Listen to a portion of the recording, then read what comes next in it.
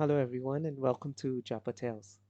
Recently, we traveled to Japan, so today I'm going to talk about the PCR test procedure that almost everyone has to go through when they land in Japan. This is how things are in September 2020, and since the situation is evolving, things could be different when you plan to fly into Japan.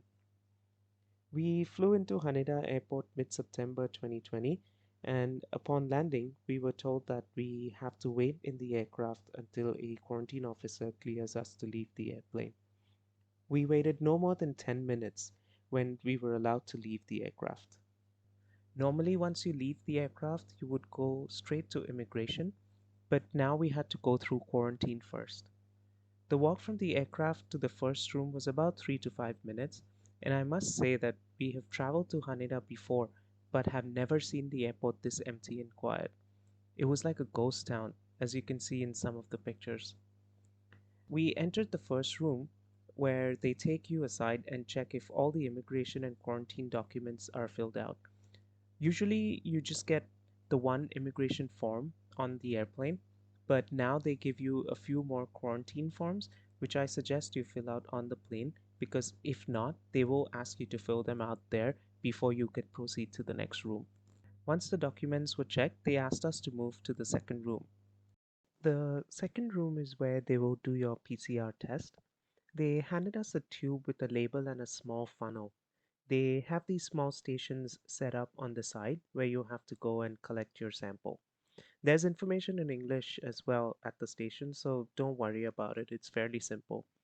You just attach the funnel to the tube and then spit into the funnel to collect your saliva up to the required limit. Once we had the sample, we moved to the end of the room where they take the tube and give us a number. That's the number they will call out later in room 4, where we would wait for our results. After this, we moved on to room 3. This was where the quarantine officers examined our documents that we filled out earlier on the plane. They checked where we will stay for 14 days and our mode of transport from the airport. They also asked us to connect with them through the Line app so they can contact us and check on our health for the 14 days. We had the Line app installed on our phone, however, they said we cannot use it unless it's connected to a Japanese number. So instead, they would contact our family here in Japan and check on our health, and we will have to inform our family every day if we're okay or developed any symptoms. Once we were done talking to the quarantine officers, they told us there's a vending machine here if we wanted to buy something before we go and wait for our results in the other room. They told us that the results could take anywhere from 1 to 2 hours. We took the escalator up to this massive open area where we waited for our results. We waited for around 20 minutes and then we saw the officers at the counter getting ready to announce the results. They started calling out 4 numbers at a time.